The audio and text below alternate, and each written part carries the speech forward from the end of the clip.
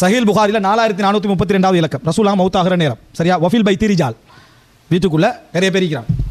யார் இருப்பாங்க? உமர்லாம் இருப்பாங்க, அபூபக்கர்லாம் இருந்தாங்க. இருந்துட்டு ரசூலுல்லாஹ் குணப்பட்டு வார மாதிரி விளங்கும் போனாங்க. போனால் மௌத்து. அபூபக்கர் மற்றவங்க என்ன செஞ்சாங்க? அந்த இடத்துல இருந்தாங்க. இருக்கிற டைமில் அந்த அறிவில் அவங்க என்ன செய்கிறாங்க? இந்த ரசூலுல்லாஹ் என்ன சொல்கிறாங்க? ஒரு ஏடு எடுத்துவாங்க, அதில் எழுதுரு, எனக்கு பின்னால் கருத்து முரண்பாடே வராத மாதிரி ஒரு விஷயம் நான் என்ன செஞ்சுறேன், எழுதி தந்துடுறேன் அப்படின்றாங்க. அப்போ அந்த நேரத்தில் ஒரு சிலர் சொன்னாங்க, அது ஒரு சிலர் உமர்றதில்லாங்க. அங்கே இந்த குடும்பத்தில் உள்ள ஃபஹ்தலஃப அஹ்லுல் பைத்தி வஹ்தஸப, சிலர் சொன்னாங்க குர்ஆன் போதும், என்கிட்ட குர்ஆன் இருக்குது, நாங்கள் குர்ஆன் எங்களுக்கு என்ன போதும், அதனால் பின்னால் நம்ம என்ன செய்ய மாட்டோம், வழிகட்டு போக மாட்டோம், அதை வச்சு நம்ம தீர்ப்பெடுத்துக் கொள்கிறோம். நான் சொன்னாங்க வாழ்க்கை முறை புறக்கணிச்சதில் அது குர்ஆன் எங்களுக்கு போதும், அதாவது நாங்கள் எழுதித்தார உங்களுக்குன்ற சொன்னாங்க. ஃபஹ்தலஃப அஹ்லுல் பைத்தி வஹ்தஸபு, அஹ்லுல் பைத்தினர் என்னது கருத்து முரண்பட்டார்கள், ஒருவருக்கு வாதம் செய்தார்கள். இது யார் அஹ்லுல் பைத்? ஆயிஷா ரலியல்லாஹு ஹப்ஸா ரலியல்லாஹு கருத்து முரண்பட்டார்கள், ஹசன் ஹுசைனும் ஃபாத்திமா ரலியல்லாஹு கருத்து முரண்பட்டார்கள். அப்படியா? அப்போ அந்த வீட்டுக்குள்ளே இருந்தவங்களா?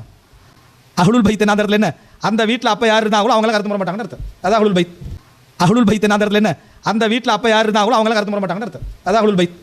அஹ்லுல் பைத் நாதரில் என்ன, அந்த வீட்டில் அப்போ யார் இருந்தாங்களோ அவங்கள கருத்து முரண்பட்டாங்கன்னு அர்த்தம். அதான் அஹ்லுல் பைத்.